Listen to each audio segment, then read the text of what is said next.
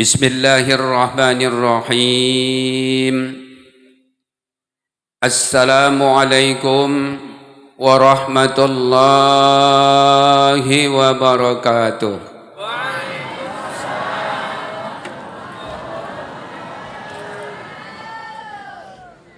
Saya melihat yang banyak hadir ibu-ibu dibanding bapak-bapak. Tapi suara ibu-ibu menjawab salam saya nyaris tak terdengar. Saya ulang sekali lagi. Jarang-jarang saya kemari nih. Kalau ibu tak jawab salam saya dengan penuh semangat, saya doakan ibu-ibu semua. Mau tahu doanya, Bu? Saya doakan suaminya nikah lagi. Kita tes. Assalamualaikum warahmatullahi wabarakatuh.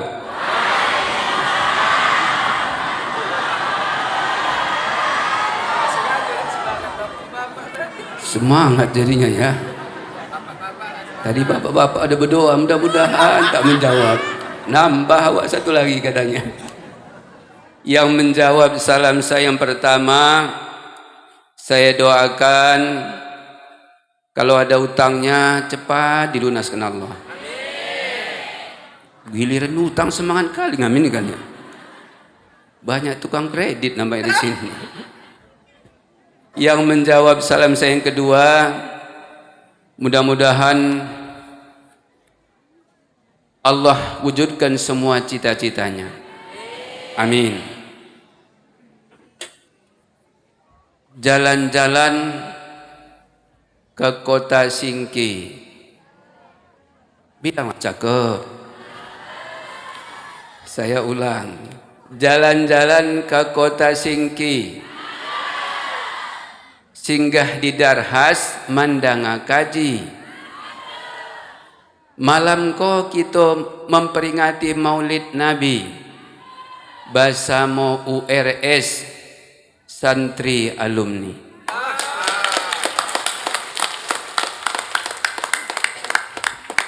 Baik, saya jelaskan dikit pantun tadi. Kalau istilah Darhas, alumni pasti paham semua. Itu Darul Hasanah Syekh Abdurraub Singkil, tempat kita berada. Tapi saya sebutkan URS, itu mungkin kalau di sini, walaupun saya orang sini, mungkin istilah ini nggak familiar. Istilah URS ini familiar di Kota Medan. Singkatannya URS adalah Ustadz Rajuddin Sagala. Bapak Ibu beruntung malam ini. Walaupun saya ini alumni pesantren Darul Hasanah, tempatnya yang kata pimpinan pesantren tadi agak di sudut menjalang Kilangan, tapi alhamdulillah sudah sering tampil di stasiun TV. Mau ngecek silakan cek sekarang. Ceramah Ustadz Rajuddin Sagala di televisi muncul hampir semua stasiun TV, apalagi bulan Ramadan. Sudah di booking sampai tahun 2029.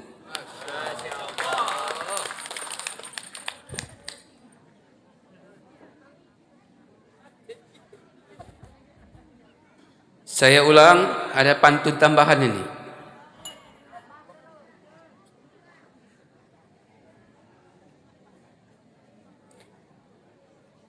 Santap malam dengan sepiring ikan teri.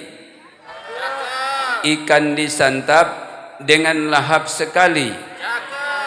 Senang hati bisa berada di sini karena terasa sedang nyantri kembali.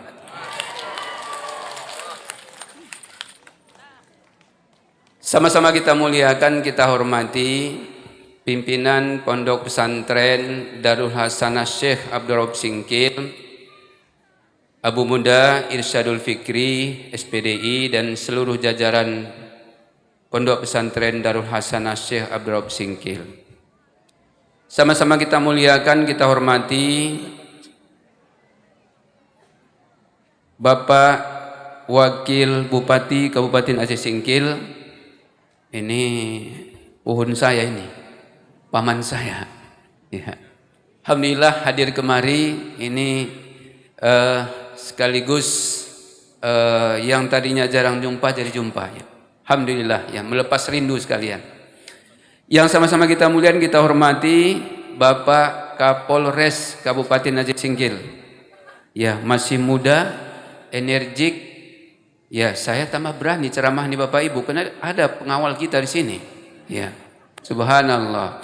Kalau di Medan, kalau sudah 20 menit saya sudah melirik ke kiri kanan. Karena tidak ada pengamanan yang kuat.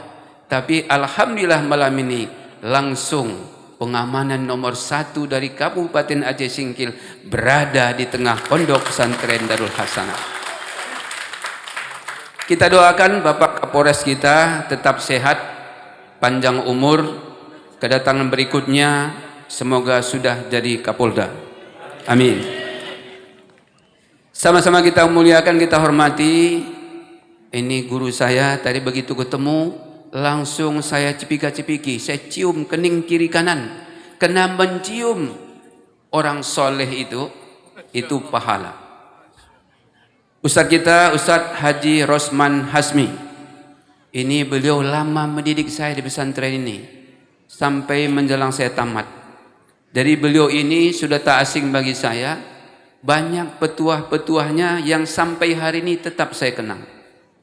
Sehat Ustaz kita, mudah-mudahan panjang umur. Apalagi beliau sedang diamanahkan menjadi ketua MPU Kabupaten Aceh Singkil. Kemudian yang sama-sama kita muliakan, kita hormati Bapak Dandim atau yang mewakili.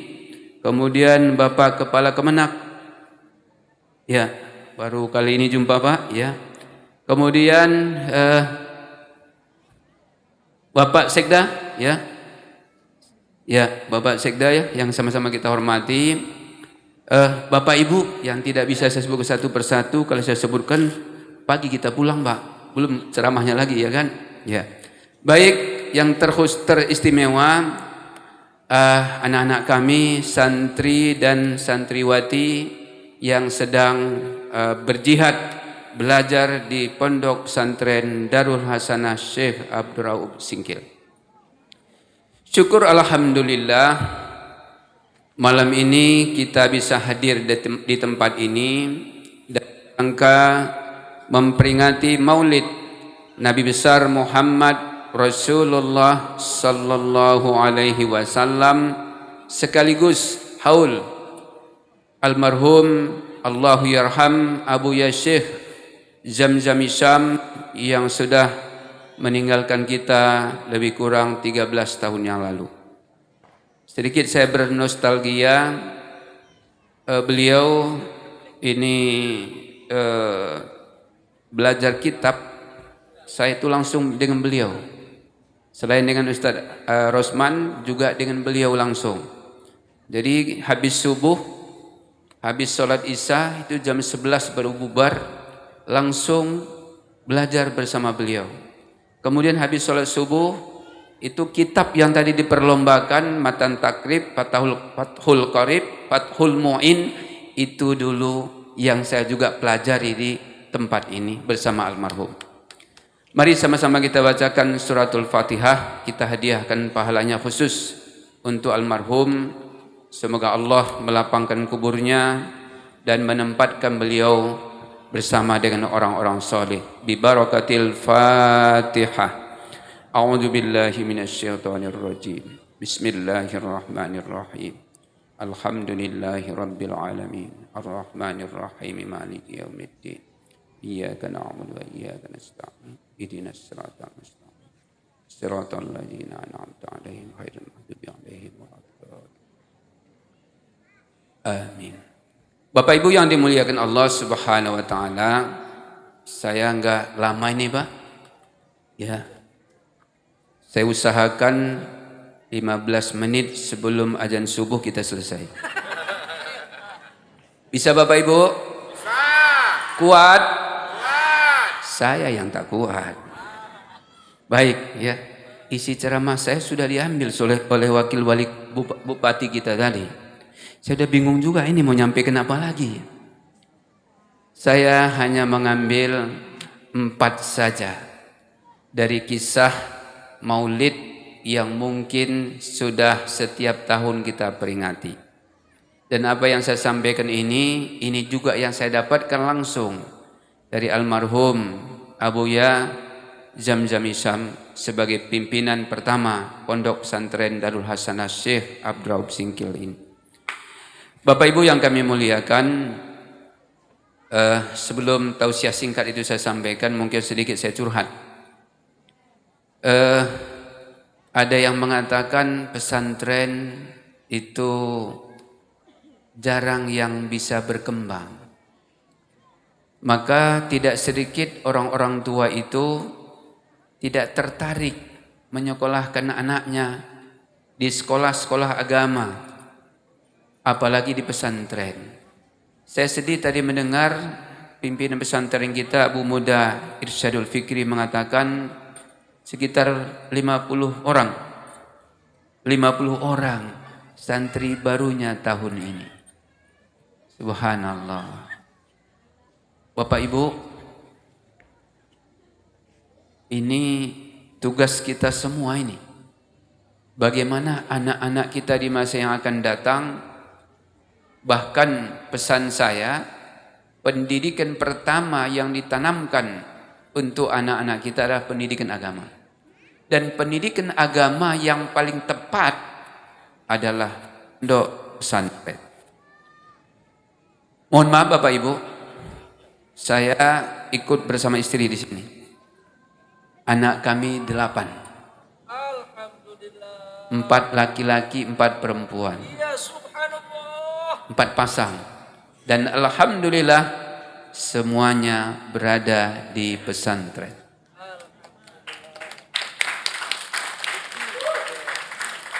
Jangan pernah menganggap alumni pesantren nggak bisa berkembang. Nggak usah jauh-jauh lah. Ya. Saya alumni pesantren Darul Hasanah masuk tahun 84 di sini. Kemudian tamat pesantren, saya hijrah ke Jakarta, kuliah di sana. Maka gelar saya itu ada 2. Gelar pertama itu adalah Eskom, Sarjana Komputer. Orang tidak menyangka alumni pesantren kok bisa komputer. Saya alumni pesantren masuk komputer di Jakarta dulu beasiswa. Ya, dibiayai oleh negara. Kemudian saya tidak jadi memilih sebagai dosen, saya mengambil sebagai programmer komputer. Dari hampir seluruh kabupaten kota dan provinsi se-Indonesia itu sudah saya kelilingi. Bahkan saya masih ingat secara utuh yang membuat database ya, IAIN se-Indonesia. Waktu itu namanya masih IAIN. Ada 14 IAIN se-Indonesia yang membuat database sistem komputerisasinya adalah Rajudin Sagala, alumni Pondok Pesantren Darul Hasanah Syekh Abduraub Singkil, termasuk Kabupaten Aceh Singkil. Waktu itu bupatinya masih almarhum Makmur Sahputra. Kemudian juga Mekar Pemko Subulu Salam. Waktu itu PJ-nya masih Asmaudin. Itu juga yang bikin database Pemko Kabupaten Kota Subulu Salam adalah juga Rajudin Sagala, alumni pesantren Darul Hasanah Syekh Abduraub Singkil. Mungkin Pak Wakil Bupati mungkin pernah menginap di Hotel Indonesia di Jakarta. Yang bikin database hotel itu adalah termasuk saya sendiri. Kemudian ada satu hotel di Jogja namanya Hotel Candi Sari. Itu juga yang buat sistem database-nya adalah alumni pesantren Darul Hasanah Syekh Abduraub Singkil, saya sendiri. Jadi tidak benar kalau ada yang mengatakan alumni pesantren enggak berkembang. Bahkan hari ini Bapak Ibu, saya diamanahkan oleh warga Kota Medan menjadi salah seorang anggota DPRD Kota Medan sudah 3 periode secara berturut-turut. Ketika caleg pertama tahun 2014, suara saya pribadi hanya 5.550 orang. Ya. Caleg kedua, masyarakat semakin percaya dengan alumni pesantren. Saya mendapatkan suara pribadi 12.530 suara. Periode ketiga kemarin, saya penyandang suara terbesar seluruh caleg sekota Medan. Suara pribadi saya 17.853 suara. Jadi bukan KW-KW alumni pesantren. Padahal Bapak Ibu, mereka yang lolos di bawah saya, semua yang mengaturnya adalah hepeng. Saya tidak pernah ngasih duit seperak pun untuk konstituen saya. Maka sampai hari ini saya tidak peduli kalau ada kebijakan Pemko Medan yang tidak sesuai dengan kehendak rakyat, saya paling depan untuk memprotesnya. Saya tidak punya beban. Kenapa? Kita sudah diajarkan oleh almarhum Abuya. Nah, kamu harus dekat dengan Allah. Kenapa Rasulullah sallallahu alaihi wasallam itu selalu yang menjadi backingnya adalah Allah Subhanahu wa taala? Karena antara Rasul dengan Allah itu tidak ada jarak. Maka peringatan Maulid malam ini saya sampaikan 4 hal yang patut kita contoh dari sifat kerasulan Muhammad. Yang pertama, jaga hubungan baik kita dengan Allah dan dengan sesama. Itulah yang sering kita kenal dengan sebutan hablum minallah wa hablum minan nas. Kalau kita tanya Bapak Ibu, bagaimana hubungan Rasul dengan Allah? Dahsyat. Saya kemukakan beberapa kisah. Kita nggak usah bicara wajib, yang sunat saja. Saya ingat dulu nasihat yang diajarkan oleh almarhum Abuya bersama Ustadz Rosman Hasmi. Apa kata beliau? Tak sanggup kita tandingi itu din. Apa dulu Nabi tahajud. Iko gua ambo langsung masih di situ. Apa uponya Ustadz? Tahajudnya Rasulullah. Rasul itu tahajudnya 23 rakaat. 20 rakaat tahajud, 3 rakaat witir. Setiap tahajud ayatnya 1 juz. Subhanallah. Apakah cuma Rasul itu menjaga hubungan baiknya dengan Allah cuma lewat tahajud? Padahal tahajud itu bagi kita amalan sunat. Rasul ketika sholat duhanya 12 rakaat. Kemudian puasanya Senin Kamis, tambah 3 hari pertengahan bulan, tambah puasa-puasa sunat yang lain, tambah lagi zikir-zikir yang lain. Maka antara Allah dan Rasul tidak ada jarak. Kita pun begitu Bapak Ibu. Kalau kita ingin selalu Allah membacking kita, kalau kita ingin Allah selalu menolong kita, jangan pernah ada jarak antara kita dengan Allah Subhanahu wa taala. Ketika Rasul sudah membuat dirinya, antara dirinya dengan Allah tidak ada jarak, barulah beliau menyampaikan kebaikan itu, hablum minan nas. Beliau juga selalu berbuat baik terhadap manusia, bahkan terhadap semua makhluk. Saya membaca sebuah kitab Qisasul Anbiya. Ini Arab gundulnya ini. Ya, yang dulu juga sering diajarkan oleh Ustaz Rosman Hasmi bersama almarhum Abuya kita. Saya terkesima ketika membaca kisah ini. Rasul pernah jalan bersama Abu Bakar As-Siddiq, jalan di gurun pasir. Di tengah gurun itu, tiba-tiba Abu Bakar langsung meletakkan kedua telapak tangannya di atas kedua telinga, seperti ini, sambil jalan bersama Rasulullah. Rasul bertanya, "Wahai Abu Bakar, sepertinya engkau mendengar suara." "Iya ya Rasul." "Suara apa yang kau dengar wahai Abu Bakar?" Abu Bakar malah balik bertanya, "Ya Rasul, apakah engkau mendengar suara seperti yang ku dengar?"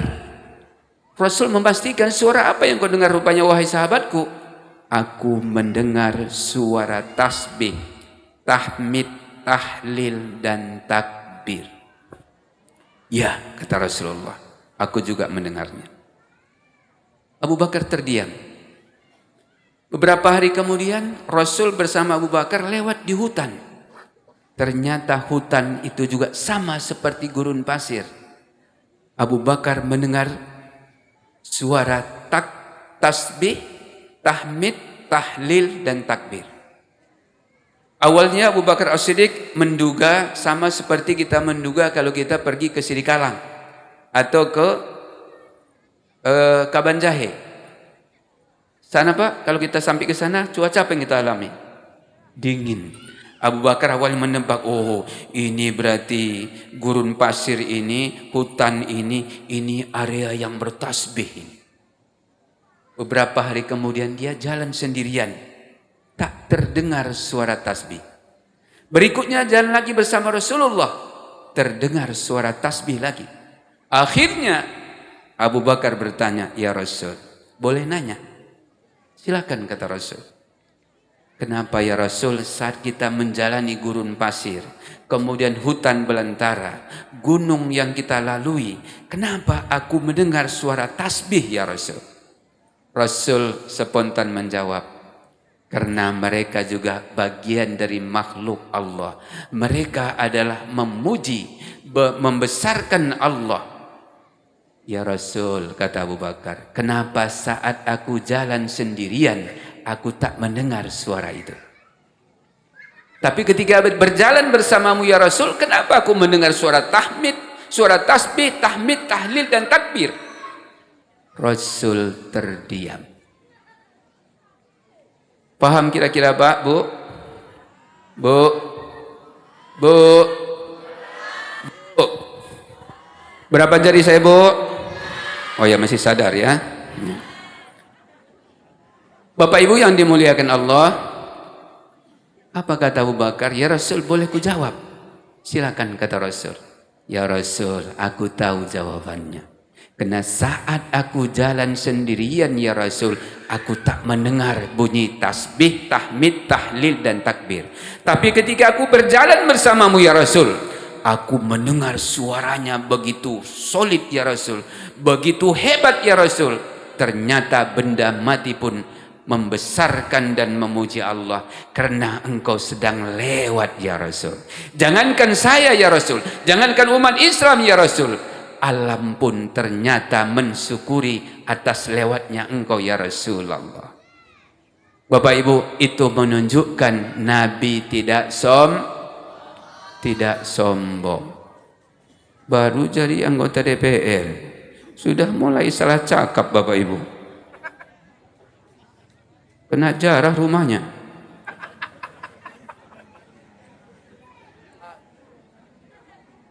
Saya ketika di Medan kemarin Bapak Ibu mungkin lihat di videonya. Banyak orang mendemo kantor DPR. Saya hadapi. Ya. Kita berikan jawaban yang membuat mereka nyaman. Kita ditugaskan oleh negara agar negeri ini di pundak para pemimpin kita. Oh, tak berani melanjutkan ini paman saya pula di sini ya kan? Ke depan agar menjadi lebih baik. Dan itulah hebatnya Rasulullah sallallahu alaihi wasallam. Rasul ini pemimpin sejati. Bagaimana caranya agar Allah selalu membacking kita Bapak Ibu setiap tindakan dan perilaku kita, Allah yang menolong kita? Kuncinya hablum minallah wa hablum minannas. Bapak Ibu yang dimuliakan Allah Subhanahu wa taala, Rasul memang bukan sekedar manusia biasa. Bahkan ketika Nabi belum dilantik Allah jadi Rasul, sudah kelihatan tanda-tanda kebesarannya. Apa itu Bapak Ibu? Di antaranya, Rasul ketika selesai dilahirkan oleh ibundanya tidak merasa ada seperti wanita lain yang habis melahirkan, merasa kelelahan, tidak. Kemudian Rasul sallallahu alaihi wasallam itu keringatnya wangi. Maka salah satu kebiasaan Aisyah ketika Rasul pulang dakwah, pulang cari nafkah sampai di rumah, rupanya Rasul sedang basah dengan keringat. Oleh Aisyah ambil tuh keringat, diguyur di badannya. Itulah pengganti parfumnya. Bu, keringat ibu wangi enggak? Keringat bapak wangi enggak, Pak? Ya. Dikerumunin enggak oleh anak-anak keringat kita? Keringat bapak diguyur enggak oleh istri di badannya? Jangankan orang lain, kita sendiri pun enggak nyaman dengan keringat kita. Rasul memang bukan sekedar manusia biasa. Bapak Ibu yang dimuliakan Allah, kenapa Allah buat Nabi yang satu ini seperti itu? Karena memang beliau mampu menjalin hubungan baiknya dengan Allah dan dengan sesama. Itu yang tadi saya sebutkan di awal. Beliau mampu menjaga hablum minallah wa hablum minan nas. Ini yang pertama. Yang kedua, Rasul itu orangnya sangat penolong. Dan Rasul saat menolong tidak pilih-pilih. Ini yang datang orang Islam ini ditolong. Tidak. Mau Yahudi, mau orang kafir, apalagi orang Islam, Nabi tolong. Mana contohnya Bapak Ibu? Rasul sering menemani istrinya belanja ke pasar. Kalau istilah Medan Pak Paman itu pajak. Ya. Sering menemani istrinya belanja sayur ke pasar. Ada seorang nenek tua Yahudi. Ini Yahudi ini memang dari dulu brengsek ini. Sampai sekarang yang menjajah Palestina itu. Yahudi ini dulu datang ke Palestina, bawa barang dagangan jualan. Laris dagangannya. Karena orang Islam ini tak perlu diajari masalah toleransi. Umat yang paling toleransi itu Muslim. Ya. Kemudian apa yang terjadi Bapak Ibu? Dagangan Yahudi tadi laris manis. Diajaknya temannya. Ayo kita jualan. Di Palestina laris tuh. Lama-lama Yahudi yang tadi sudah laris dagangannya ngontrak rumah, ngontrak ruko di Palestina. Kemudian kena semakin laris, semakin kaya, dia beli ruko tadi. Setelah dia beli Bapak Ibu, baru diajak teman-temannya. Hei kawan-kawan, ayo kita jualin di Palestina. Beli aja ruko, beli tanah. Ramelah Yahudi di Palestina. Sekarang Yahudi mengklaim Palestina tanah Yahudi. Brengsek nggak Bapak Ibu? Brengsek nggak? Brengsek nggak Bapak Ibu? Ya. Bapak Ibu yang dimuliakan Allah, saya sambung kisah tadi. Seorang nenek tua kerjanya peminta-minta di pajak Madinah. Setiap dia dengar ada hentakan kaki yang jalan, dia langsung berkata, kasihanilah nenek ini, nenek sudah tua, mata buta. Nenek tidak bisa bekerja, bantulah nenek. Begitu dimasukkan nanti sejumlah uang, di depan nenek ini ada 2 kaleng. 1 kaleng kosong untuk tempat infak, 1 kaleng itu air got yang sangat bau. Ya, dia tutup air got tadi dengan penutup kaleng. Yang 1 terbuka untuk infak. Begitu nanti orang memasukkan sejumlah uang, baru dia mengatakan terima kasih, kalian sudah simpatik pada diriku yang tua yang tidak bisa bekerja, mata sudah buta. Apa dia katakan? Hebat kalian sudah mau menolong nenek. Nenek wasiatkan sama kalian, di Madinah ini ada satu pemuda. Pemuda itu namanya Muhammad. Kerjanya tukang hipnotis. Nama agamanya Islam.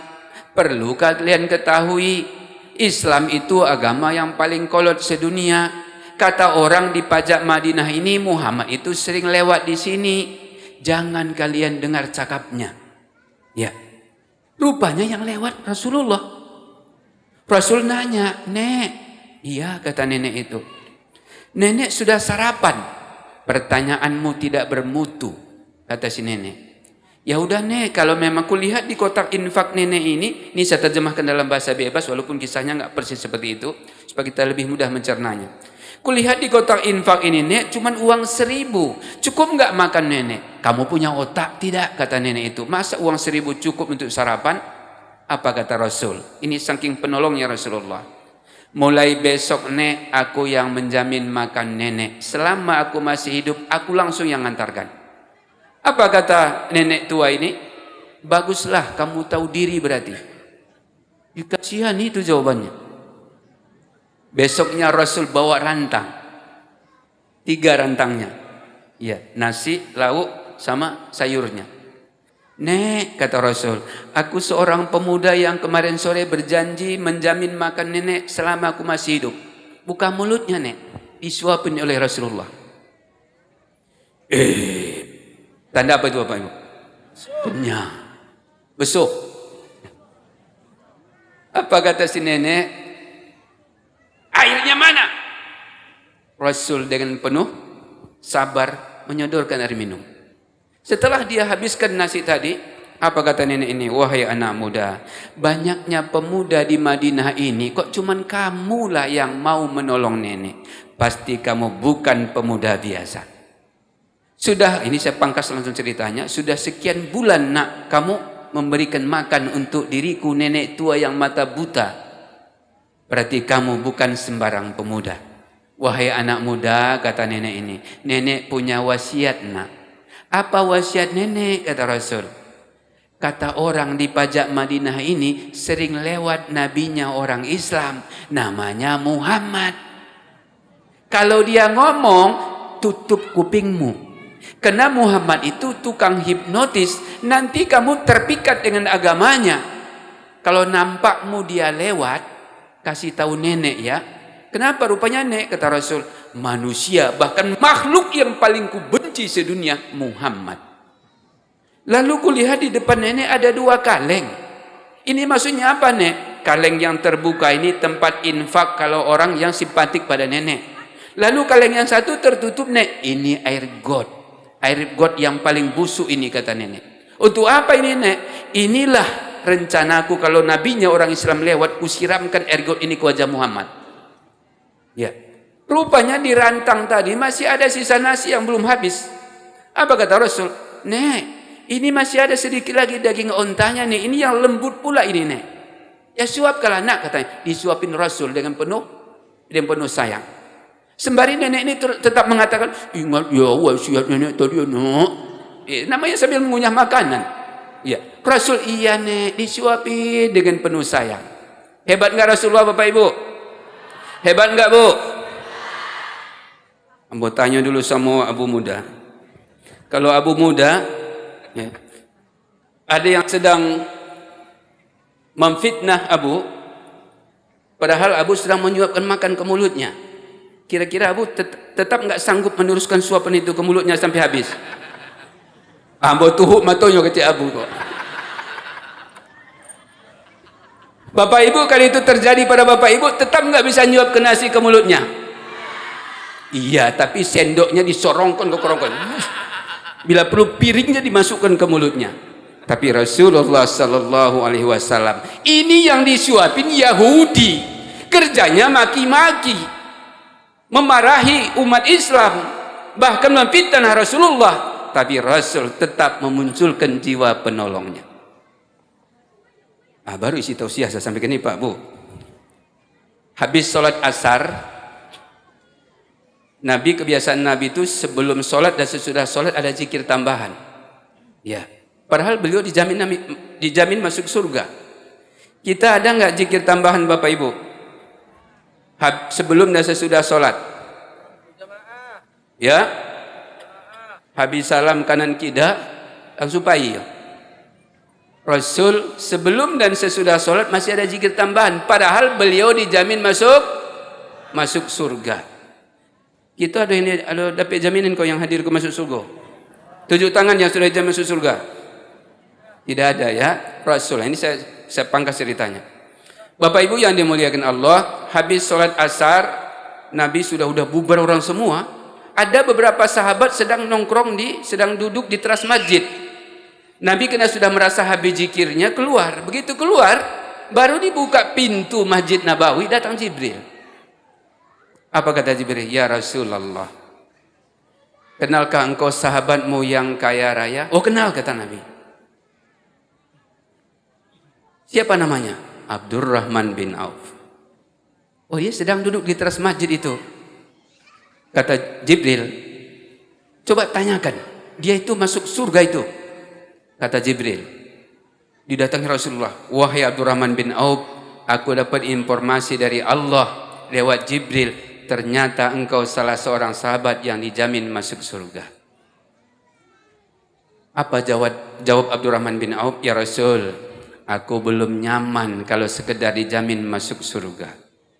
Lalu apa yang membuat kamu merasa gelisah? Kata Rasul, ya Rasul, hari ini kita bersahabat. Ketika engkau memimpin sholat ya Rasul, aku sering jadi makmum di belakangmu. Ketika engkau berdoa ya Rasul, aku sering mengaminkan di belakangmu. Mohon maaf nih Bapak Ibu, ada yang bilang doa itu bid'ah. Nah, ini buktinya, Rasul memimpin doa diaminkan oleh Abdurrahman bin Auf di belakang. Ya Rasul, ketika ayat turun, aku sering langsung mendengarnya dari lisanmu. Aku minta satu ya Rasul. Apakah surgaku sama dengan surgamu? Nabi terdiam. Diulangi oleh Abdurrahman bin Auf. Ya Rasul, apakah surgaku sama dengan surgamu? Terdiam Rasulullah. Pingsan Abdurrahman bin Auf. Semua para sahabat yang tadi duduk di teras masjid, mereka penasaran, ada apa gerang? Begitu Rasul sadar dari kepingsanannya, Abdurrahman bin Auf sembari menangis berkata, ya Rasul, apakah surgaku sama dengan surgamu ya Rasul? Kalau surgaku belum sama dengan surgamu ya Rasul, tolong ya Rasul, ajarkan aku satu amalan, dengan amalan itu aku bisa masuk surga bersamamu. Aku enggak mau surga yang lain ya Rasul.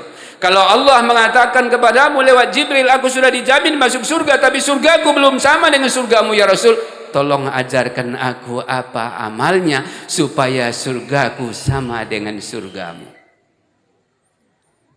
Nabi terdiam, kena jawaban enggak boleh dikarang-karang. Baru Rasul berkata dalam hadisnya, salah satu mangkunna fihi hisabai yasira wa yudkhilul jannah. 3 saja amalnya. Siapa yang mengamalkan 3 amalan ini, kata Rasul, hisabnya diringankan Allah di akhirat dan dia akan melenggang masuk surga. Surganya sama dengan surga yang aku huni. Apa amalnya ya Rasul? Saya nggak bahas 3-3 Bapak Ibu, satu saja. Kata Rasul, tu'ti man haramaka. Suka nolong orang yang butuh pertolongan. Bapak Ibu, tadi pimpinan pesantren Darul Hasanah tidak hanya sekedar menembak saya tadi itu. Terutama nembak para pemimpin kita yang ada di Kabupaten Aceh Singkil. Saya nembak lagi lah, ya kan? Ya, saya ikuti apa oleh kata Abu Muda kita, Pondok Pesantren Darul Hasanah bukan milik pribadi, ini milik umat. Lahirkan pemimpin masa akan datang dari pondok pesantren, termasuk pesantren Darul Hasanah Syekh Abduraub Singkil.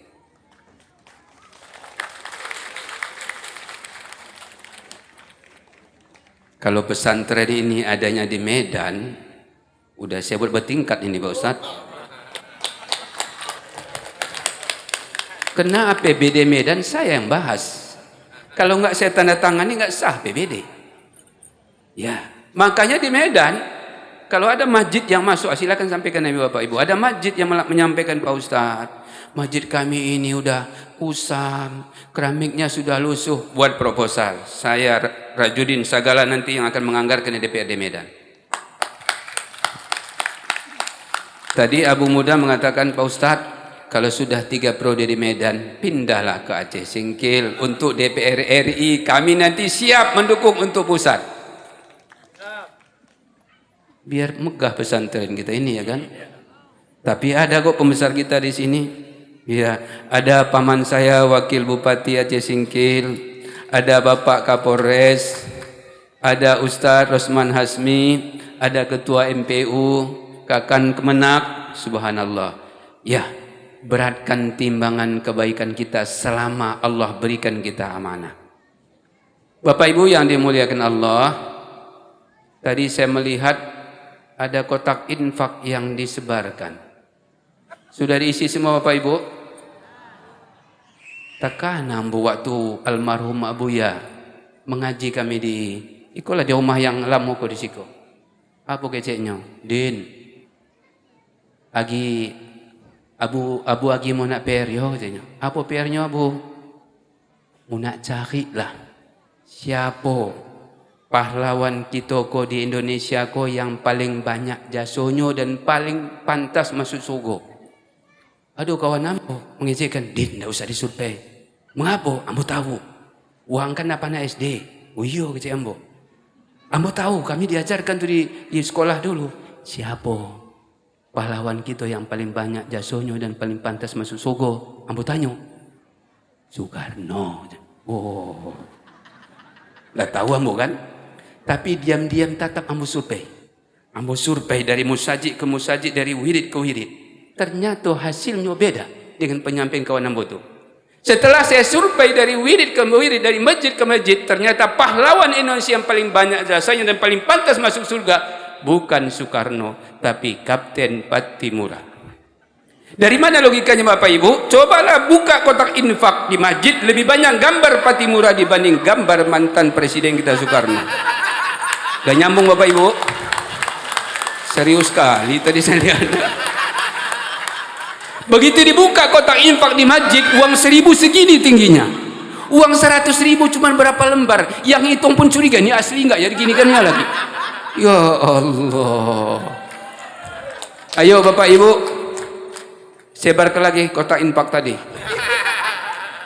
Ya. 6 keutamaan Allah berikan bagi siapa yang rajin berinfak. Ini yang tadi dijawab oleh Rasulullah. Ya Rasul, tolong ajarkan aku apa amalnya supaya surgaku sama dengan surgamu. Rasul menjawab, salah satu mangkunna fihi hisabai yasira wa yudkhilul jannah. 3 saja amalnya. Pertama kata Rasul, tu'ti man haramaka, suka nolong orang yang patut untuk ditolong. Ya. Ini pesan Pak paman saya udah pesan, berarti saya mungkin berani lah ini. Kotak infak naikkan kemari. Kita tes nih, ada nggak ngasih uang 1.000? Kalau santriwati wajar ngasih uang 1.000 ya kan. Tapi kalau para pejabat kita, janganlah. Ayo, itu kamera dari sana nampak tuh. Sekarang kan berapa yang dimasukkan?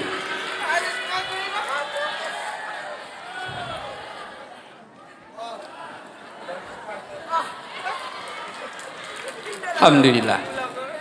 Inilah syukurnya kita bertemu dengan para pejabat kita ini.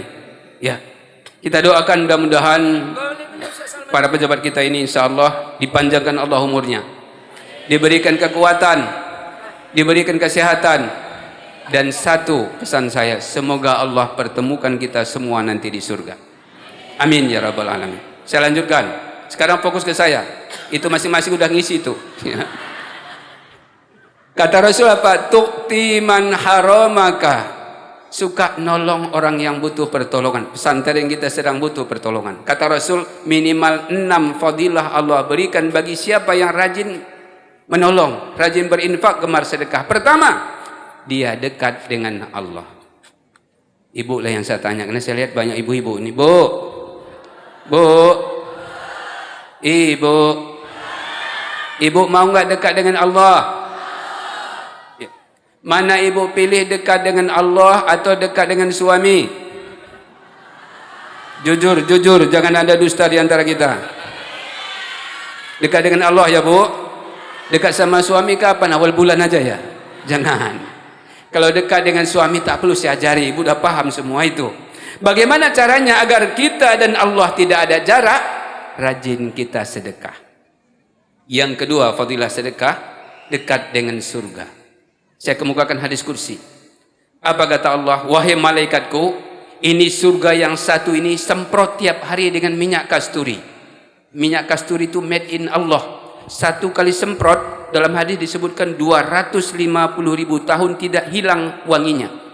Bukan tahun dunia Bapak Ibu, tahun akhirat. Satu hari akhirat 1.000 tahun dunia. Siapa yang kena semprot satu kali saja minyak kasturi made in Allah, 250.000 tahun tidak hilang wanginya. Siapa itu yang akan diberikan semprot seperti itu minyak wangi yang harum? Orang yang gemar sedekah. Apa kata Allah? Wahai malaikatku, ini surga yang satu ini kalian semprot tiap hari dengan minyak kasturi. Siapkan perabot di dalamnya. Malaikat bertanya, ya Allah, kenapa surga yang satu ini kami perlakukan secara istimewa? Apakah sudah ada pemiliknya wahai Allah? Allah menjawab dengan singkat, sudah. Siapa pemilik surga yang setiap hari kami semprot dengan minyak wangi, kami siapkan perabot di dalamnya, ya Allah, apakah orangnya sudah mau masuk? Allah menjawab, orangnya masih hidup di dunia. Tulis namanya, kata Allah, supaya esok lusa kalian enggak bertanya siapa pemilik surga yang satu ini. Siapa namanya wahai Allah? Tulis namanya, ukir dengan tinta emas di depan pintu surga. Dialah pemilik itu. Malam ini kita ukir nama kita di depan pintu surga. Kalau paman saya boleh malam ini sudah diukirnya namanya di depan pintu surga. Pak Kapolres juga sudah, yang lain juga sudah. Bagaimana ibu-ibu? Tuliskan nama kita besar-besar di depan pintu surga, kita lah pemilik surga itu. Malaikat bertanya, ya Allah, siapa pemilik surga itu? Itu hambaku di dunia yang rajin sedekah. Yang ketiga, orang yang gemar bersedekah, keutamannya kata Rasul, Allah hindarkan ia dari musibah dan wabah. Ketika COVID kemarin terjadi di Indonesia, itu ada tetangga saya sudah positif kena COVID. Datang menjumpai saya, Pak Ustaz, jangan buka pagar, saya COVID, nanti menular. Tapi saya belum mau mati Pak Ustaz. Saya menangis, apalah amalnya? Saya bilang, Bu, karena dia datang sama anak-anaknya, Bu, ibu coba bersedekah. Itu cuma Ustaz. Iya, itu saja. Dia punya uang di bank sekitar 380 juta, dihabiskan hari itu. Para dokter mengatakan, ibu kalau nanti hasil swab kedua kali nanti tidak menurun, maka ibu siap-siap akan diisolasi, bahkan mungkin akan bisa jadi berangkat. Ternyata di swab kedua kali bapak ibu negatif. Ketiga kali negatif, dia datang kembali ke tempat saya, Pak Ustaz, saya sudah negatif. Apa obatnya, Bu? Ya, Ustaz nyuruh saya sedekah. Ternyata sedekah Allah hindarkan dia dari wabah dan musibah. Pak, Bu, ya, masih ragukah kita dengan fadilah sedekah? Yang keempat, orang yang gemar sedekah, kalau dia punya persoalan, ada masalah, Allah yang ngasih solusi. Makna salah satu firman Allah dalam Al-Quran surah At-Talaq ayat 3, Allah mengatakan, wa man yattaqillaha yaj'al lahu makhraja wa yarzuquhu min haitsu la yahtasib. Siapa yang bertakwa kepada Allah? Salah satu cara kita memperlihatkan kita bertakwa kepada Allah, kita gemar sedekah. Apa ganjarannya Bapak Ibu? Ya ja'allahu makhraja. Apapun persoalannya, Allah yang ikut campur memberikan solusinya. Wa yarzuquhu min haitsu la yahtasib. Allah beri ia rezeki yang ia tidak sangka-sangka. Pak, Bu, Ibu yang di sebelah kanan saya ada masalah enggak? Yang di depan saya ada masalah enggak, Pak? Sebelah kiri saya ada masalah, Pak? Ada, Bu? Nampak kok dari wajah Bapak Ibu dari jauh ni nampak punya masalah semua ini.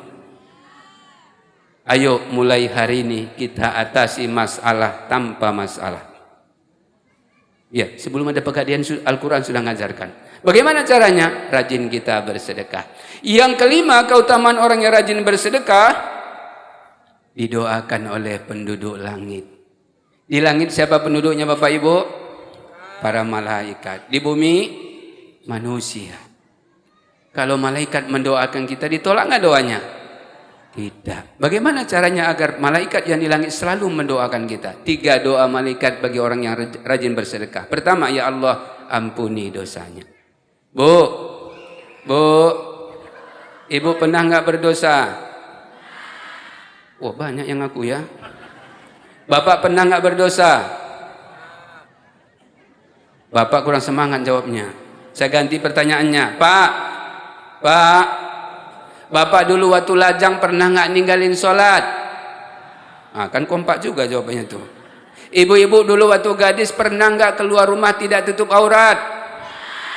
Wah, lebih rame ngakunya ya. Ibu-ibu lagi saya tanya, itu dulu waktu gadis, waktu masih ABG. Setelah menikah, ibu pernah nggak ngambil uang di dompet suami tanpa izin? Jujur. Pernah, Bu? Ada enggak dosa kita di buku malaikat catatannya?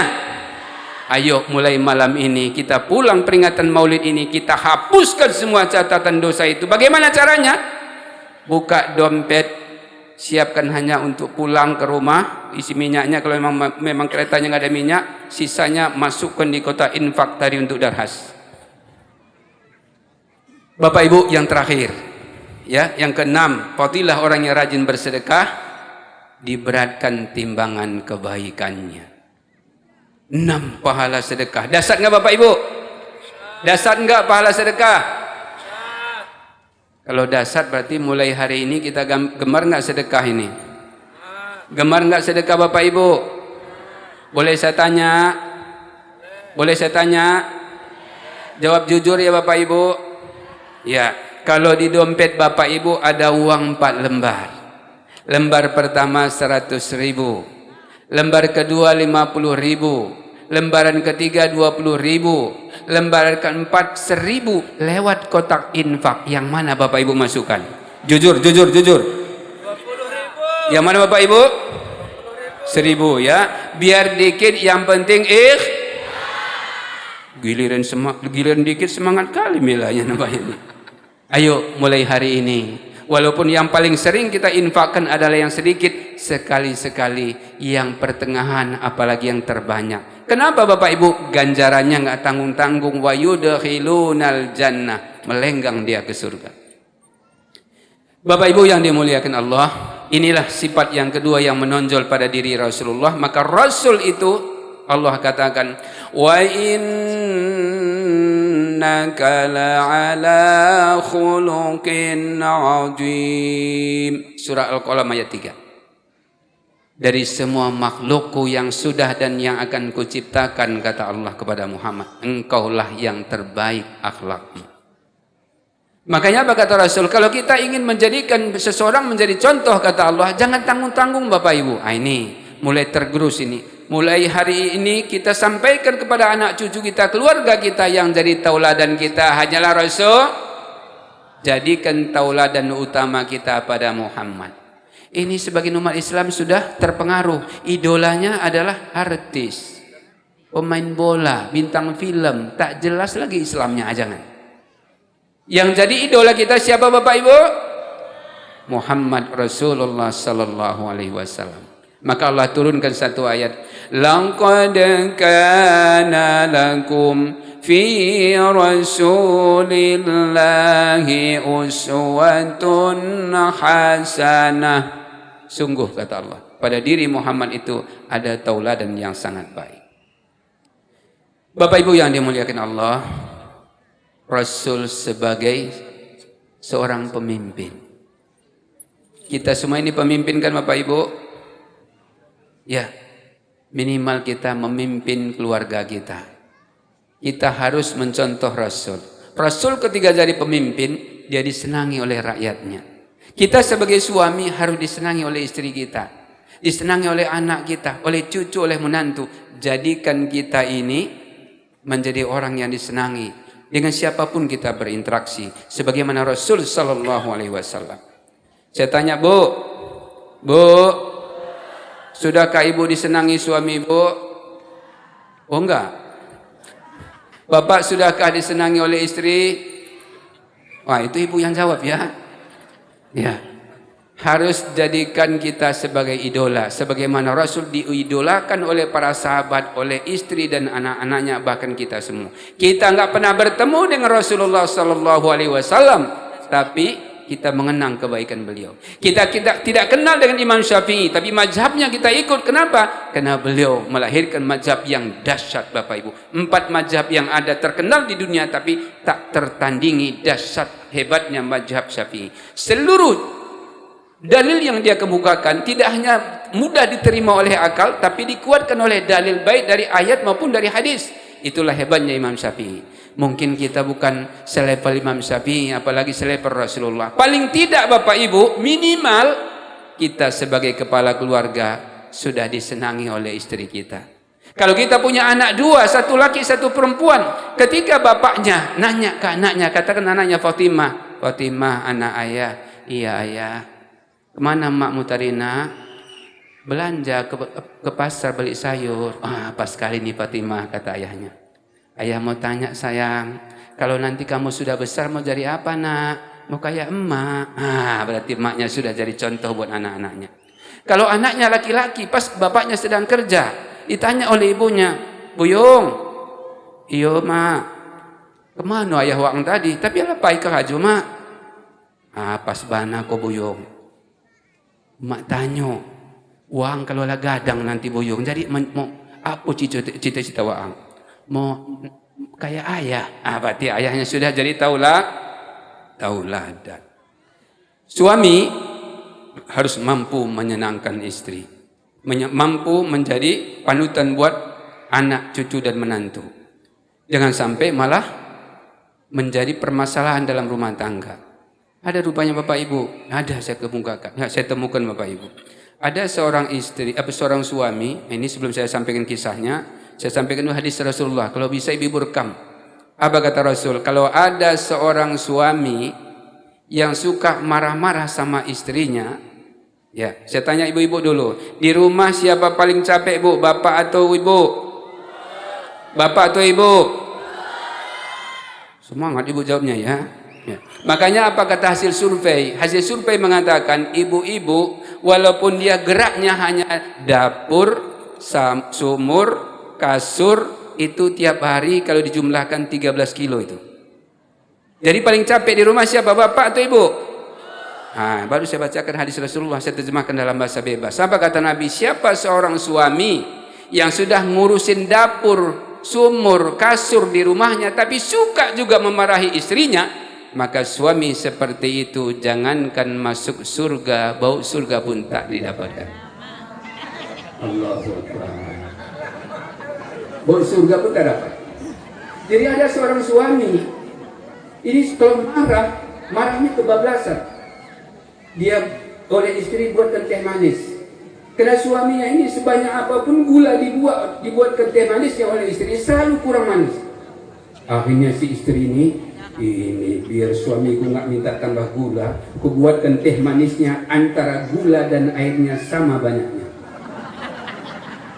Kemudian dibuat lagi di sebelah teh manis tadi ada gelas kosong isinya, ada gelas isinya gula, ada sendoknya. Mana tahu nanti kurang manis, lakiku tinggal ngambil gula diaduk minum. Jadi nggak marah-marah lagi. Rupanya si suami ini maunya terima beres. Begitu diminumnya teh manis yang dibuatkan istri, padahal gula dan airnya sama banyaknya, dibantingnya gelas. Keluar nama hewan kebun binatang semua untuk bininya. Anaknya si Buyung melihat bapaknya, kok jam ayahku rupanya. Si ibunya langsung ke sudut kamar. Bapaknya pergi sambil nendang pintu, pergi ke kerja. Buyung, iya mak. Mana ayahmu tadi? Tapi udah pergi mak sambil nendang pintu. Mak, kata si Buyung, iya. Ayah kalau marah ngeri ya mak. Udah lama ayah gitu mak, kata si Buyung. Belum lahir kamu Buyung, itulah sarapan pagi mak. Sanggup juga mak ya, kata si Buyung. Iya sanggup nggak sanggup, karena udah ada kamu nak, mama sabarkan. Tapi Buyung, mengapa menangi mak? Tidak sanggup lagi mama lah. Si Buyung ngambul. Apa yang bisa aku bantu mak? Si Buyung langsung naik tensinya. Iya Buyung. Karena kamu belum balik Buyung. Uang kalau sumpah yang kamu saji itu. Pasti doa uang dikabulkan Allah. Apa saya doakan mak? Doakanlah Yung supaya ayah uang itu cepat mati nak. Janganlah mak, kata si Buyung, jadi yatim lah aku mak. Mumpung mak masih muda Buyung, kita ganti ayah yang baru. Kenapa ini terjadi Bapak Ibu? Karena suaminya tidak jadi taulah. Jangan. Ketika suami pergi kerja, orang rumah, istri kan sering disebut orang rumah kan, dia sholat duha. Begitu dia sholat duha, dipajangnya foto lakinya di depan sapnya gini. Dia berdoa, ya Allah, syukur aku dapat lakiku yang ini ya Allah. Ditunjuknya foto suaminya. Kalau bukan ini lakiku ya Allah, gimana hidupku? Ya Allah, jangan pisahkan aku kecuali kematian. Dasar doa istri. Kenapa? Karena suami sudah jadi taulah itulah pemimpin yang baik. Bapak Ibu yang dimuliakan Allah, itulah yang contohkan oleh Rasulullah sallallahu alaihi wasallam. Siapa yang ngajari Aisyah masak di rumah? Rasul. Karena Aisyah dinikahi Nabi usia 11 tahun. Diajari Nabi masak sayur. Udah pandai sayang? Sudah bang. Ya. Dan Rasul ini dahsyat membina istrinya. Dan istri juga luar biasa. Ya. Bapak Ibu, perempuan paling depan barisannya melewati titian Siratal Mustaqim menuju surga. Siapa nama wanita itu? Siapa namanya, Bu? Bu, jawab aja, salah nggak dikasih sanksi kok, Bu. Siapa nama perempuan yang barisnya paling depan saat melewati sirat menuju surga? Khadijah. Kalau Khadijah barisan paling depan, kira-kira nih ibu di belakang Khadijah barisan keberapa, Bu? Barisan keberapa, Bu? Kira-kira lah, Bu, barisan keberapa? Kedua, pede kali, Bu, ya. Bapak Ibu, apa kata Rasulullah? Ada satu amalan bagi seorang perempuan yang sudah punya suami. Kalau dia mampu mengamalkannya saat nanti melewati tian Siratal Mustaqim menuju surga seperti ini denganku. Abu Bakar bertanya, ma maknahu ya Rasulullah? Apa makna dua jari yang kau lambangkan itu ya Rasul? Rasul balik bertanya sama Abu Bakar, wahai Abu Bakar, lihat dua jariku, jari telunjuk dan jari tengah. Ada tidak di depan, ada tidak di belakang. Begitulah dasarnya seorang ibu. Kalau dia mampu menyenangkan lakinya saat berdiri di titian Siratal Mustaqim, dia bukan di belakangku. Kalau tidak di sisi kananku, di sisi kiriku. Nah, mulai hari ini senangkan pasar. Senangkan pasar. Tanya sama suami, Bu, bang, kalau saya beli baju cocoknya warna apa ya bang? Pernah nggak ditanya, Bu? Kata suami, warna hitam legam. Apa ibu jawab? Pas bang, selera saya sama dengan selera abang. Walaupun dalam hati, ya Allah, norak kali lah selera suami ini. Ada 3 bohong. Bohong itu biasanya kan dilarang dan berdosa. Ada 3 bohong malah pahala. Ya, bohong yang pertama yang mendatangkan pahala, bohong memuji pasangan. Pahala itu Bapak Ibu. Ya. Kisahnya mana? Kisah Nabi aja saya kemukakan. Rasul kan yang ngajari Aisyah cara masak sayur yang enak. Diajari Nabi, tiba-tiba pas zuhur, sholat di Masjid Nabawi, Abu Bakar bilang, subuh ini, ya Rasul, aku udah rindu sama anakku Aisyah. Nanti zuhur aku ke rumah ya makan siang bersama. Oh ya baik. Begitu bubar sholat subuh, Rasul bilang, nanti bapak datang kemari, makan siang bersama, siapkan sayur kesukaan ayah. Wah aku tahu, kata Aisyah, dimasaklah sayur. Ya, Rasul kan nggak ingin juga malu di hadapan mertua bakal datang makan siang. Udah masak sayang? Sudah. Rasul orangnya romantis. Apa kata Nabi? Sudah masak sayang? Bu, ibu pernah nggak dipanggil sayang sama suami? Kapan terakhir? Rasul menikah dengan istri terakhir Aisyah, kalimat sayang nggak pernah tinggal. Bahkan apalagi dasarnya, sebelum saya lanjutkan kisah itu, Khadijah malah menjawab salam Nabi itu istimewa. Rasul pulang dakwah dari Taif sampai ke Taif, Nabi bukan sekedar dakwahnya ditolak, bahkan di babak belur Nabi dimasakan. Pulang Nabi, Assalamualaikum. Rasul memberikan salam. Khadijah bingung, ini kayak suara Rasulullah, pasangnya kupingnya.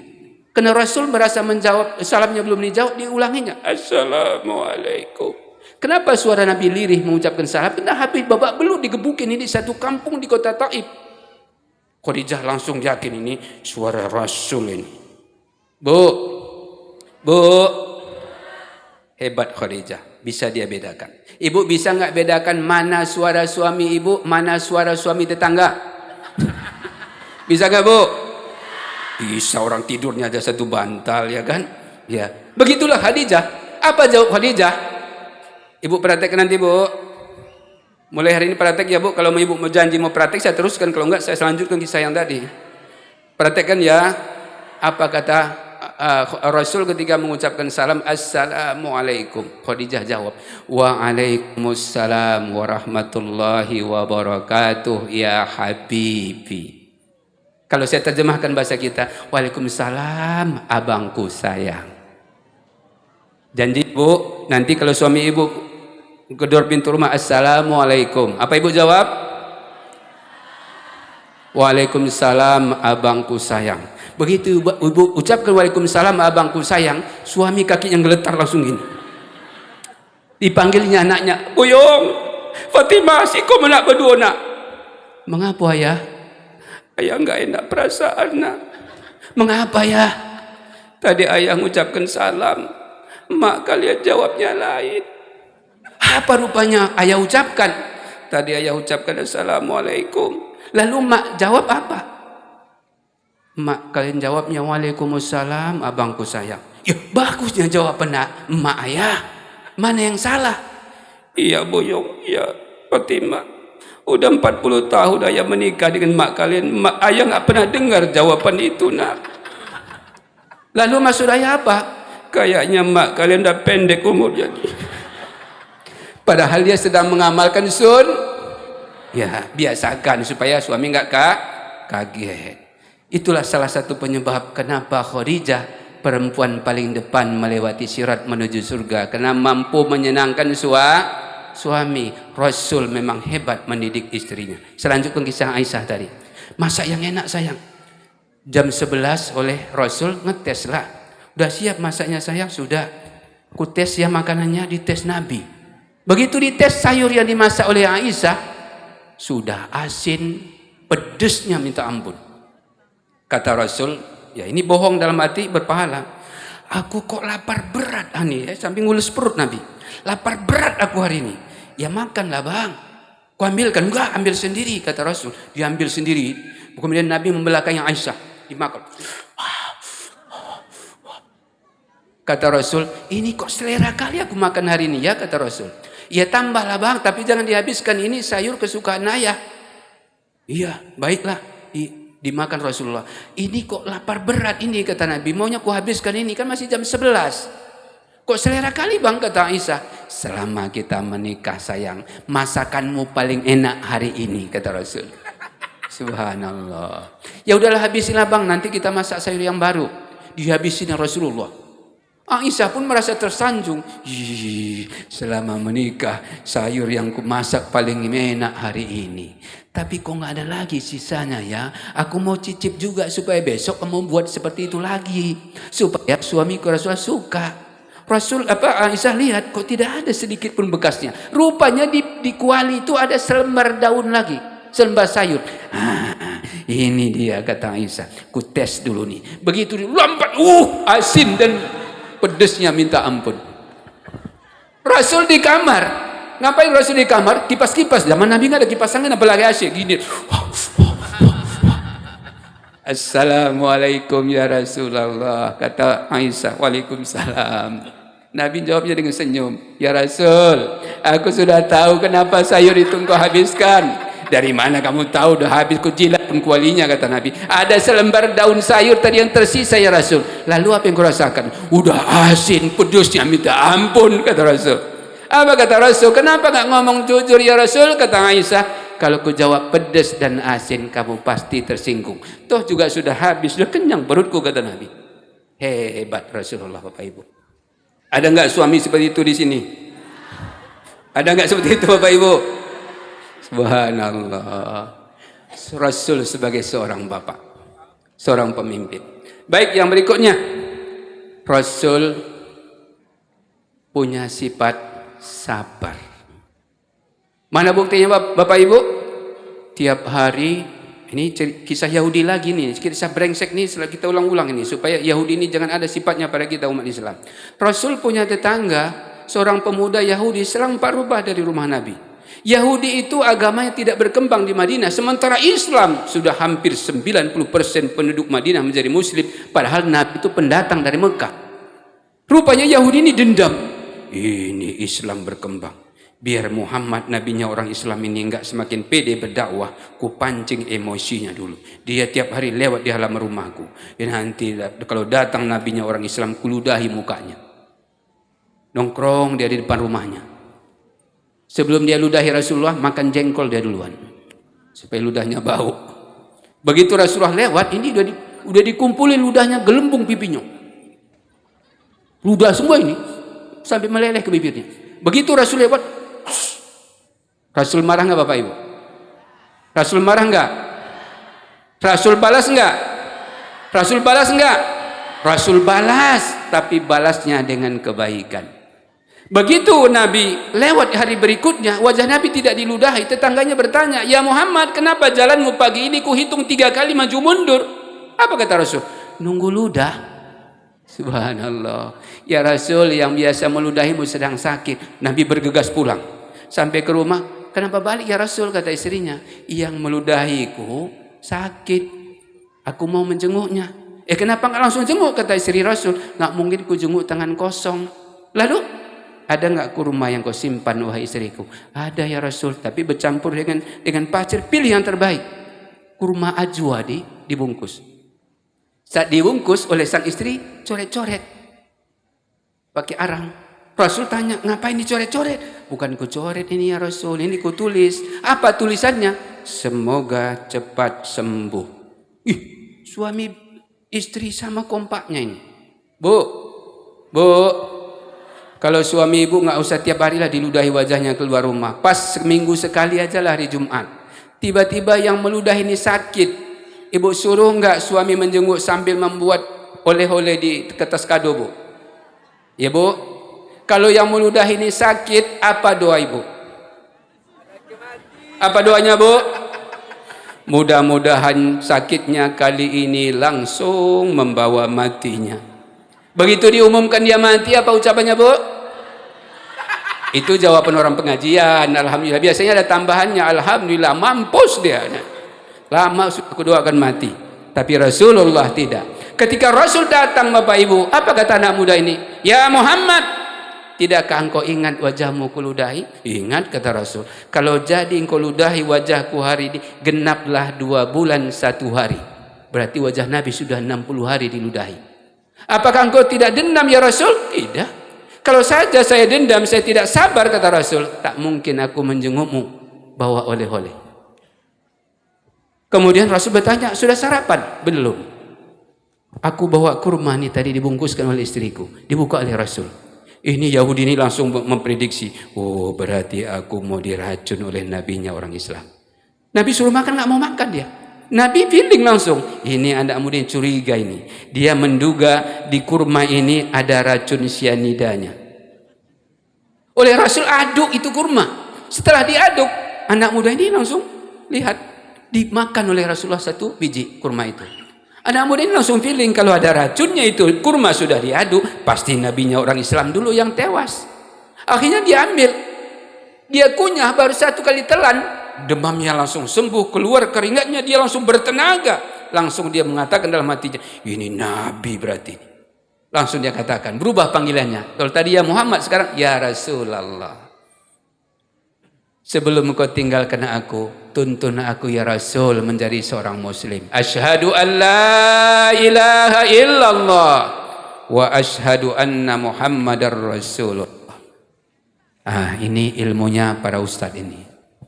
Ya, kita lihat wajah ustadz-ustadz kita yang mendidik di pesantren Darhas ini memang luar biasa ketulusan dan keikhlasannya. Saya dulu waktu di sini sering kena sanksi. Kadang terlambat datang, kadang terlambat bangun. Datang Buya, kunci sama Bu paling ujung sebelah kanan. Dikunci. Pas buka luar, "Mengapa dikunci tadi Buya?" "Wah, ang terlambat satu akhir terlambat sembahyang subuh."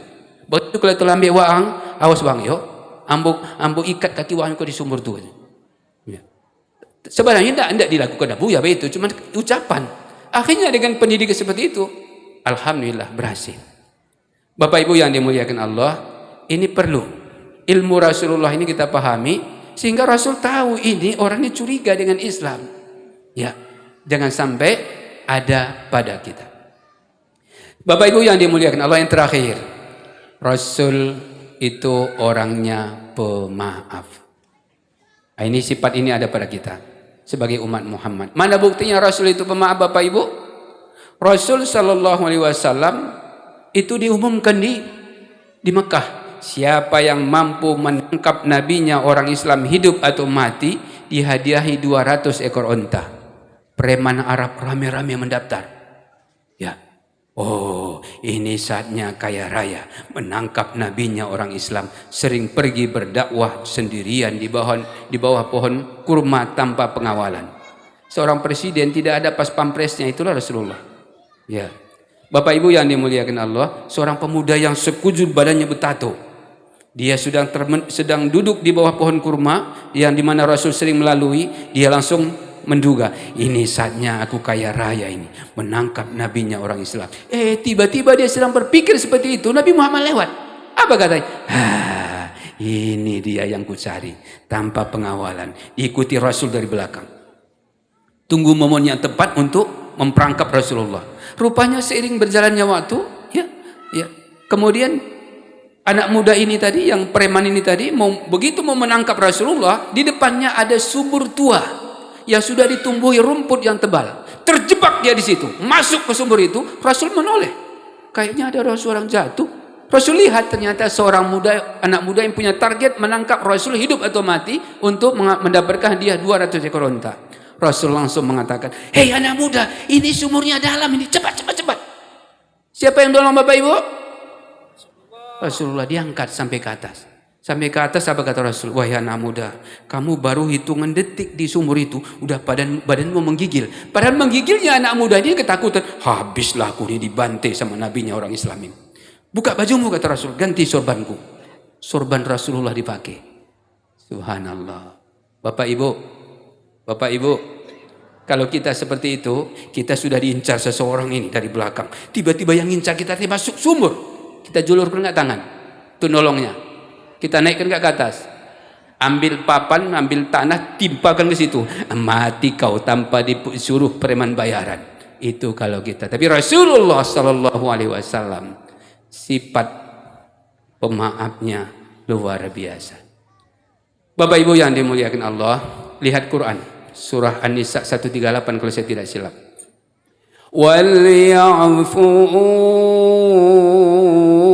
walyasfahu ala tuhibbun ay yaghfirallahu lakum. Bapak Ibu yang dimuliakan Allah, dua sifat ini usahakan ada pada kita di sisa-sisa umur kita ini, Bapak Ibu.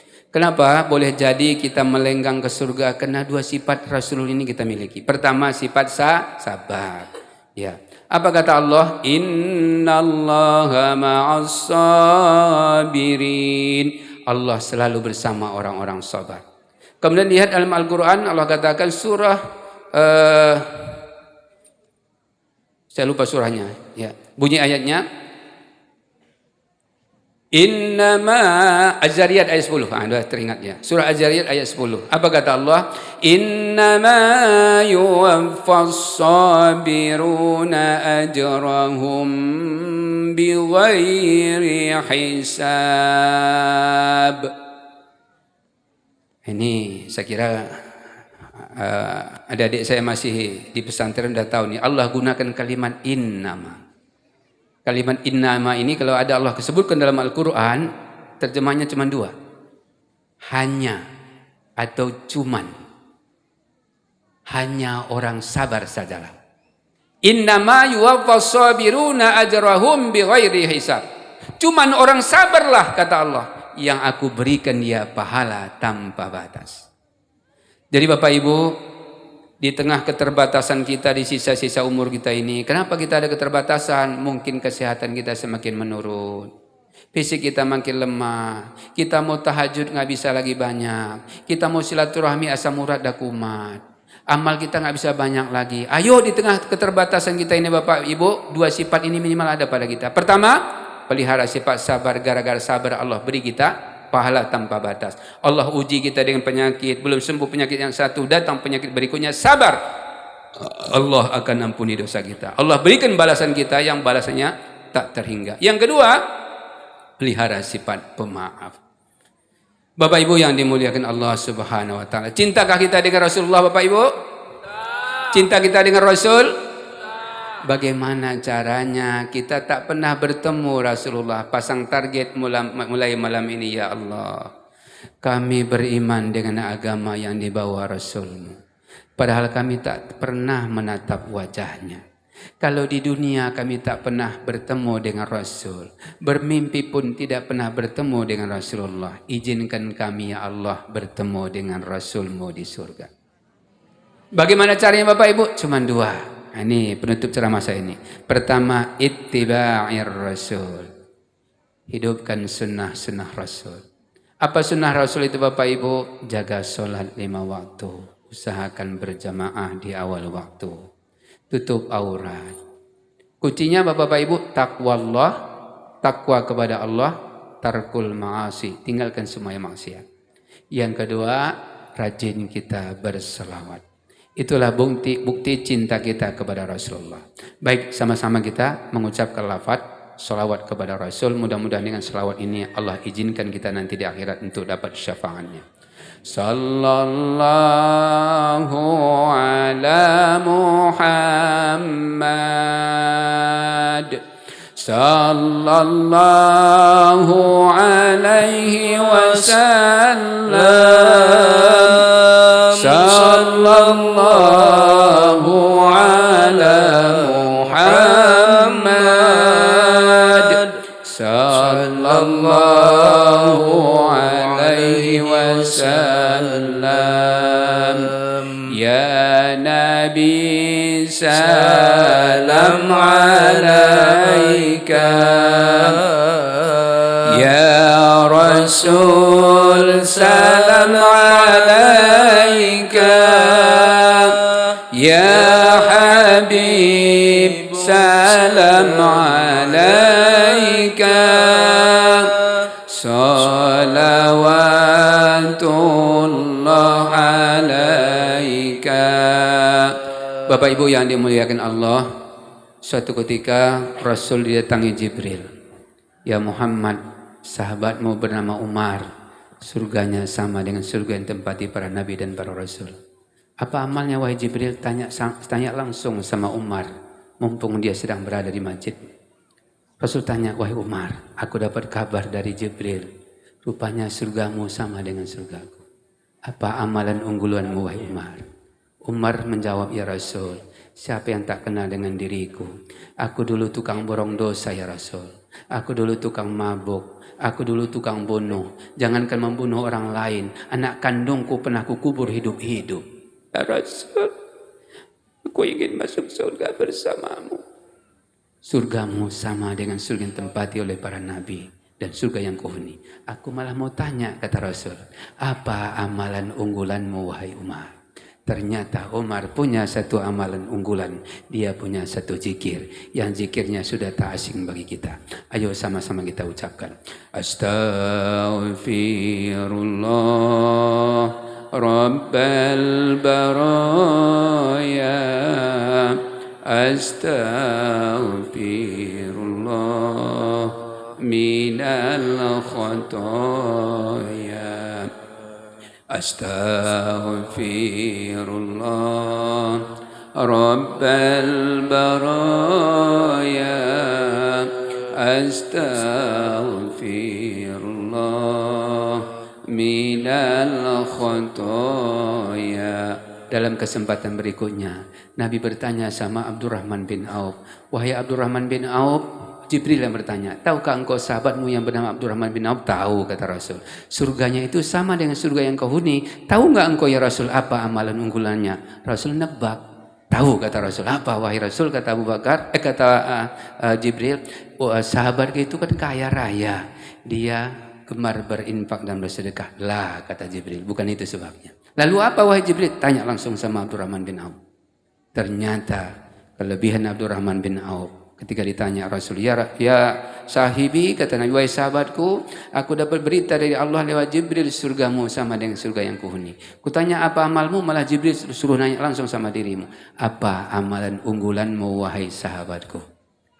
Ternyata Abdurrahman bin Auf menjawab, ya Rasul, aku menyebut nama seseorang. Sebelum kusebut namanya, aku niatkan, ya Allah, satukan aku satu surga dengan orang yang kusebut namanya. Siapa yang kau sebut wahai Abdurrahman bin Auf sahabatku? beliau langsung mengucapkan salawat. Sallallahu ala Muhammad, sallallahu alaihi wasallam, sallallahu ala Muhammad, sallallahu alaihi wasallam. Rasul keluar dari Masjid Nabawi, bertemu dengan Bilal bin Rabah. Nabi bertanya, wahai Bilal, aku mendengar suara terompahmu di surga. Apa amalan unggulanmu? Bilal menjawab, ya Rasul, aku punya satu amalan. Jangankan orang lain, engkau sendiri pun belum pernah mengamalkannya. Oh, amal apa itu wahai Bilal? Selesai aku berwudu, aku sholat sunat wudu 2 rakaat. Subhanallah. Apa maknanya Bapak Ibu? Para sahabat itu mereka punya inovasi, kreativitas tersendiri untuk memperlihatkan ketakwaannya kepada Allah. Selain yang wajib, mereka punya amalan-amalan unggulan. Ada seorang nenek bertanya kepada saya, "Nak Ustaz, saya nggak bisa tahajud malam. Kalau saya tahajud, subuhku lewat." Udah Nek, nggak usah lagi nenek tahajud. Ada nggak penggantinya Nak Ustaz? Ada Nek. Apa itu Nak Ustaz? Nenek usahakan baca Quran tiap hari 1 juz. Mana sanggup nenek Nak Ustaz? Nenek udah 83, tak nampak huruf Al-Quran itu lagi. Ya udahlah nenek nggak usah tahajud, nggak usah baca Quran. Apa penggantinya Nak Ustaz? Nenek silaturahmi kiri kanan rumah depan belakang. Inilah samurat kuliner Nak Ustaz, nggak bisa jalan lagi. Ada nggak amal gantinya Nak Ustaz? Ada Nek, saya bilang. Hebat juga Ustaz, ya banyak terus amalannya. Ada Nek. Apa itu Nak Ustaz? Nenek silakan gemar sedekah. Ya nenek pun orang miskin Nak Ustaz katanya. Ada nggak amal lain Nak Ustaz? Ada Nek. Apa itu? Mati aja nenek, saya bilang. Banyakkan zikir, banyakkan sholawat. Sebagai penutup. Dari tadi penutup nggak tutup-tutup ya. Ya ini penutup. Ada satu zikir. Ini orang-orang tua saya ini. Saya ingin Bapak Ibu kita yang bertemu malam ini di sini tidak hanya bertemu di sini. Kita pasang target, kita harus semua saling bertemu nanti di surga. Kita belum tahu dari sekian banyak amal kita mana yang paling besar pahalanya. Bisa jadi yang terakhir ini. Apa kata Rasul? Di sisa-sisa umur kalian, kata Rasul, usahakan kalian punya satu amalan unggulan.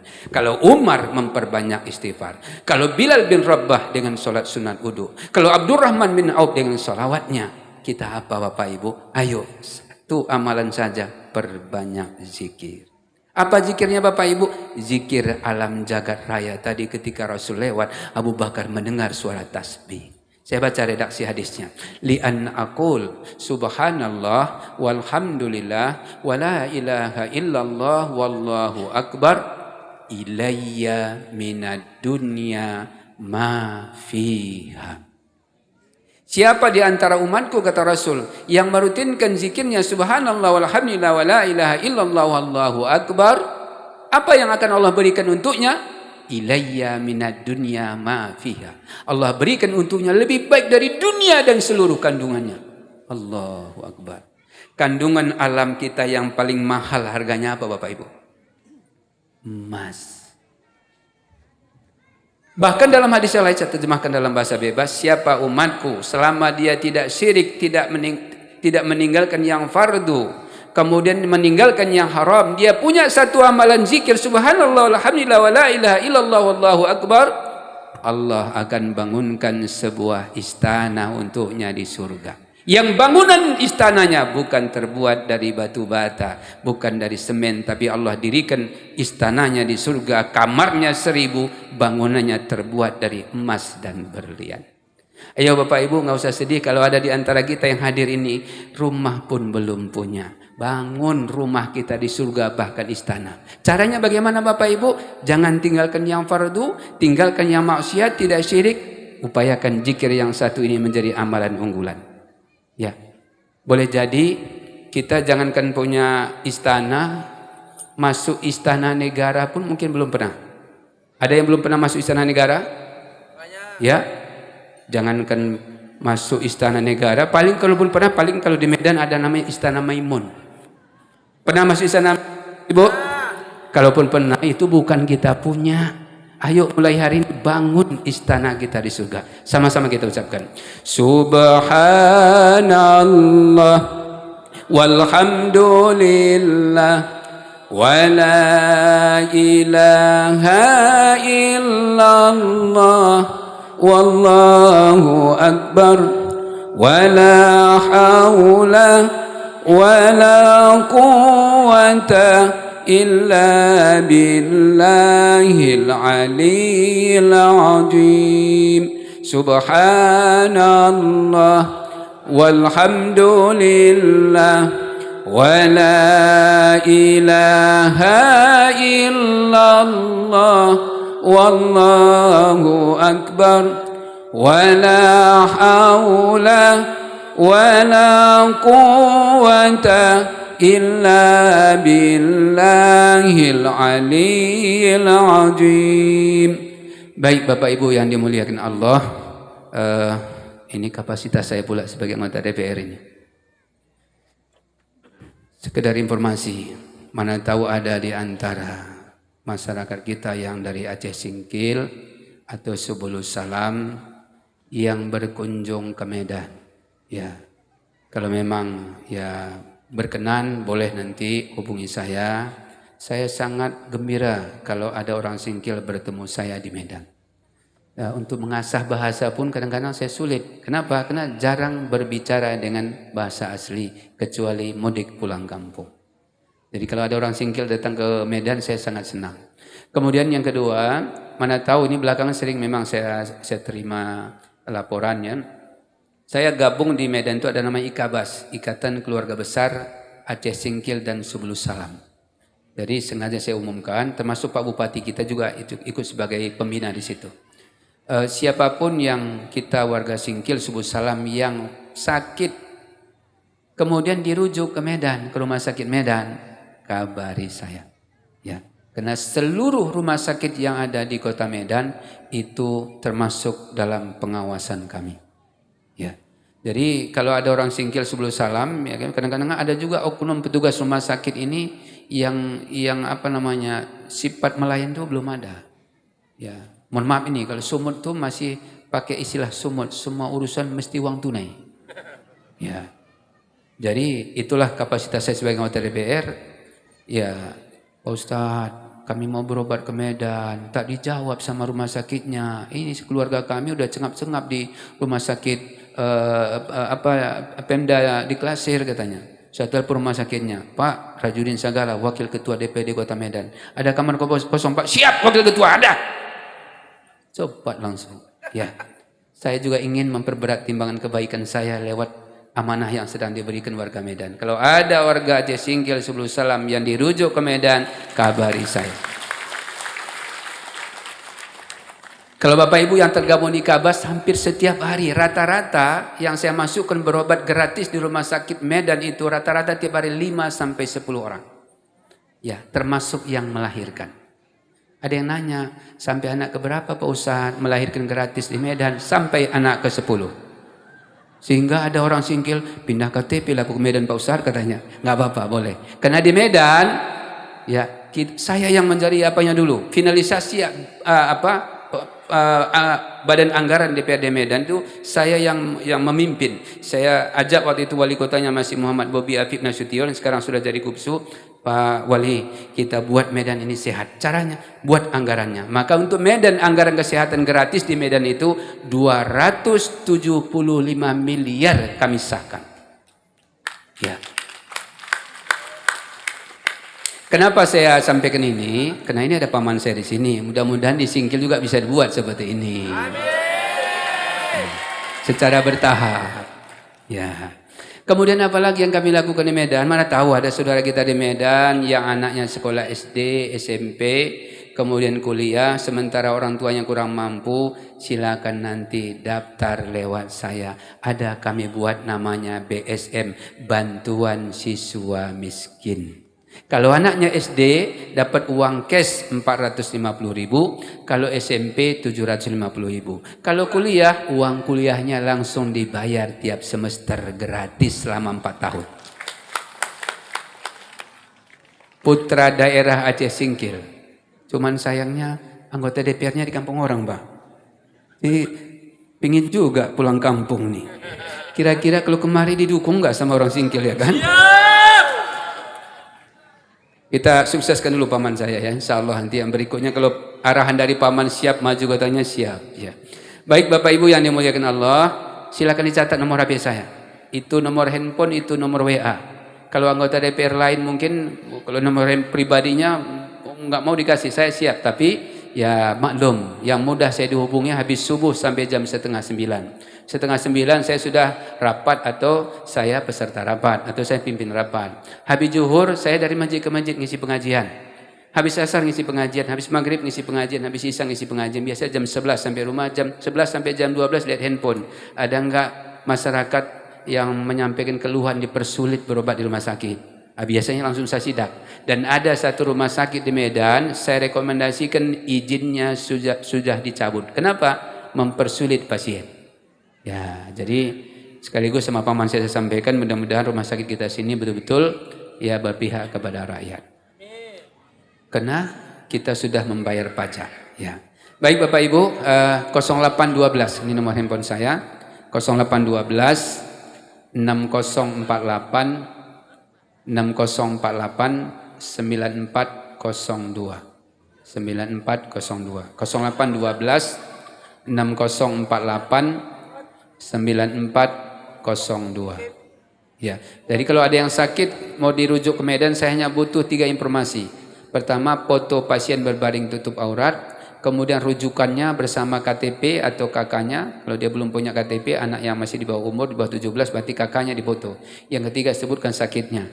Nanti saya yang menghubungi seluruh rumah sakit yang di Medan, pasien yang sakit ini apa, rumah sakit mana yang cocok. Jadi seluruh nomor handphone rumah sakit se-Kota Medan ada di HP saya. Jadi ada 2 nomor seluruh rumah sakit ada di HP saya. Pertama direktur rumah sakit, yang kedua kepala rumah sakitnya. Ya, jadi nanti kalau ada seperti itu silakan ya Bapak Ibu. Ya, inilah kontribusi saya putra daerah yang diamanahkan di Kota Medan. Terkait untuk pesantren, insya Allah ya saya siap memberikan dukungan. Dan tadi kalau yang lain tadi juga sudah memberikan, karena tadi kotak impaknya nggak sampai ke hadapan saya, nanti saya serahkan uang cash nanti langsung. Ya. Berikut ada saya bawa mic 1, dulu pernah saya di WA, tapi karena nggak sempat kemarin. Nanti ada mic ya, sound, ya, nanti saya serahkan, ada di mobil saya sudah. Nanti berikut sejumlah uang lah akan saya serahkan nanti kepada abu muda kita. Mohon maaf saya Bapak Ibu ya. Kalau saya di Medan bicara gini mungkin orang menganggap oh kampanye Ustaz nih. Nah, ini enggak dapil saya di sini. Ya, ini murni karena saya sebagai alumni pesantren ini tidak bisa saya lupakan. Saya bisa berhasil di Kota Medan, bahkan saya 11 tahun di Jakarta dari seorang programmer komputer, kemudian kuliah lagi bahasa Arab di Medan. Makanya diamanahkan kemarin menjadi anggota DPR. Alhamdulillah 3 prode berhasil. Dan kalau Bapak Ibu ya ke Medan, insya Allah ya masyarakat sana umumnya kenal dengan saya. Kemarin sempat muncul nama saya calon wali kota Medan, tapi ya Allah belum berkehendak. Ya nggak mungkin calon di Singkil, ya, paman saya di sini ya kan. Ya kita lihat nanti di Medan. Ya mudah-mudahan Allah berikan kesehatan untuk kita semua, kekuatan dimanapun kita berada, kita tetap berkontribusi untuk kebaikan, apalagi untuk umat. Baik Bapak Ibu, ini saja bisa saya sampaikan. Mohon maaf saya atas segala kesalahan dan kekurangan. Tadi di awal saya mulai dengan pantun, ini diakhiri juga dengan pantun. Ya, ini staf saya jago nih mau pantunnya ini. Baik Bapak Ibu, saya ulangi ya. Saya begitu nanti saya ucapkan, buatlah cakep gitu ya. Supaya semangat kita pulang ya. Baik. Kalau ada sumur di ladang, kurang semangat, saya ulang. Kalau ada sumur di ladang, boleh kita menumpang mandi. Kalau ada acara haul di masa mendatang, saya senang dapat hadir lagi. Insya Allah. Terakhir, Pak Ustadz sudah memakai kopiah. Karena kopiah sudah dijahit dengan benang yang utuh. Wabillahi taufiq wal hidayah. Wassalamualaikum warahmatullahi wabarakatuh. Waalaikumsalam warahmatullahi wabarakatuh.